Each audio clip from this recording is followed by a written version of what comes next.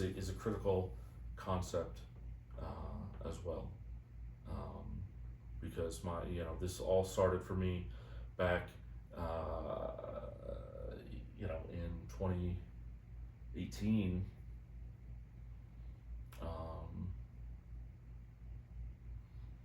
I was in law school, and we had to write our note for journal,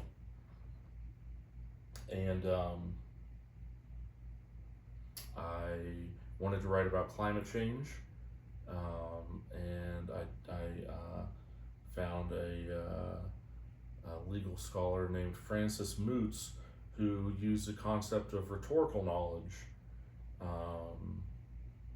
and talked about how rhetorical knowledge, which some people think about as basically knowledge of how to use rhetoric, but when Mootz was talking about it, it was more like, you have the plaintiff on one side, you have the defendant on the other side in a lawsuit, and they both present their arguments, and then you have a fact finder.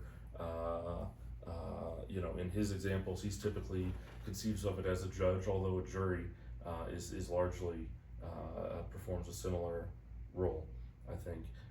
But the synthesis of the opposing rhetoric with the legal context creates a new thing out of nowhere, the law. And that judge-made law specifically, Mootz talks about as a way to motivate real-life action.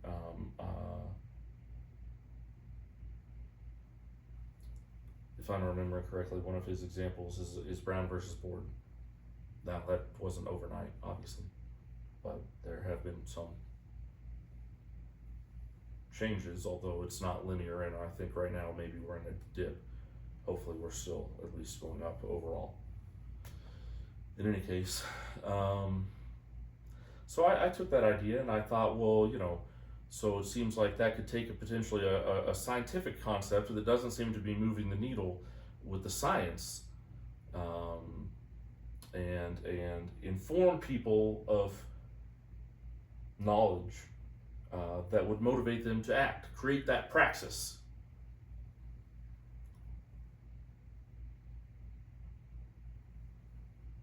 The only people who ever read it are the editorial staff. I guess they didn't like it. That's fine.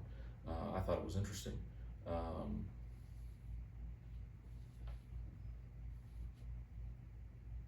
Hopefully that example helps explain what epistemology is, but it's related to things like your senses, how you take in sensory information about the world, and how you use that get, like I said, precursors to knowledge.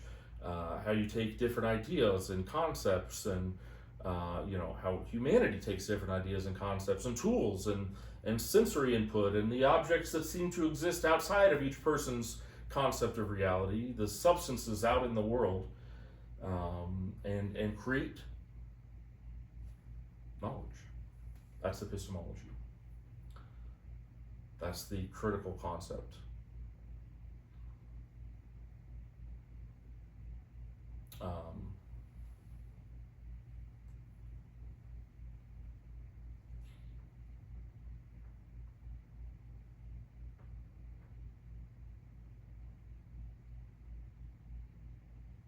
I'm going to change my order.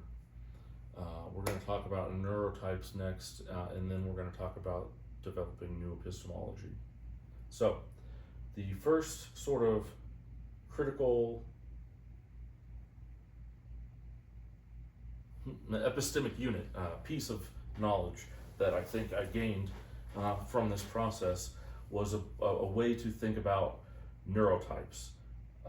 And I'm going to start with my sort of speech that I gave a lot in group, and then I'm going to talk about some related concepts or concepts that flow from that. So, this, now I understand why I wanted to talk about new epistemology first. So, this understanding of neurotypes is a combination of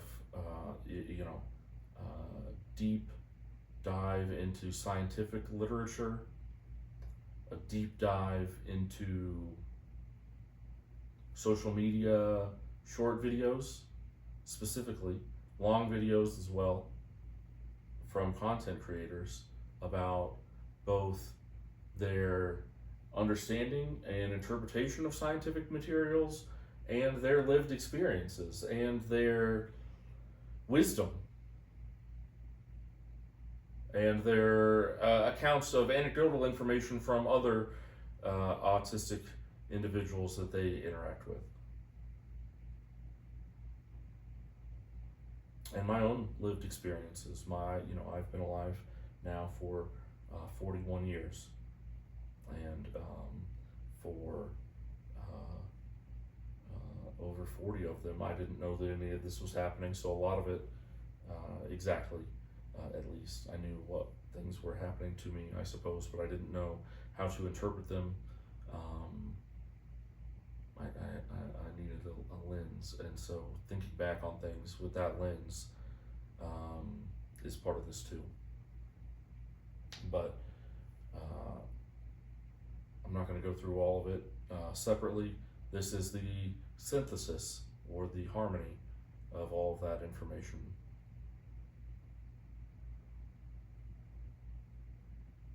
And again, or not again maybe, but for the first time, this isn't meant to imply that all autistic people are X, all autistic people are Y, all neurodivergent people who aren't autistic are Z.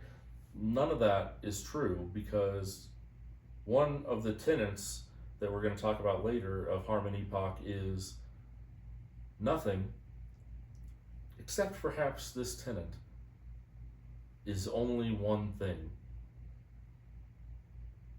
Everything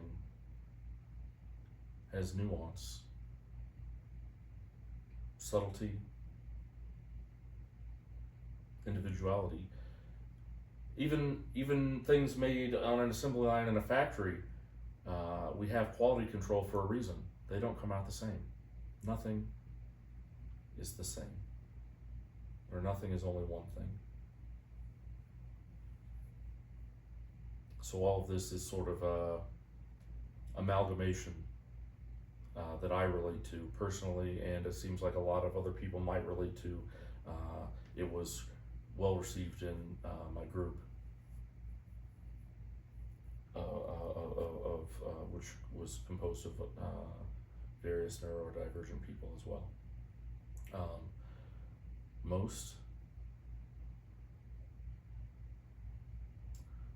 There are two levels to start with. One is at a sensory level. There's a difference between the autistic, what I'll call paradigm, and the allistic paradigm, to varying degrees, some of which are debilitating and some of which are manageable. Autistic people tend to take in dramatically more sensory information to begin with. Their instruments are more finely tuned and take in more, and their filters are less than allistic people. So, let's say, I don't remember the numbers. I think it was something like, if there are something around 2 million pieces of sensory information available to a person at any one time, no one takes it in at all. Some of it gets filtered. An autistic person's filter tends to be much more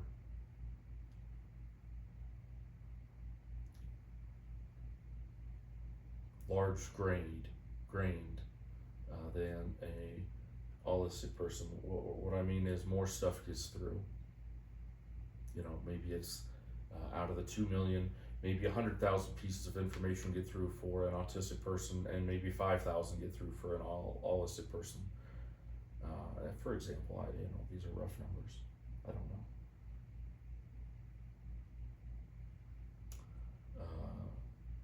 So that's number one. More information comes in. There's more data.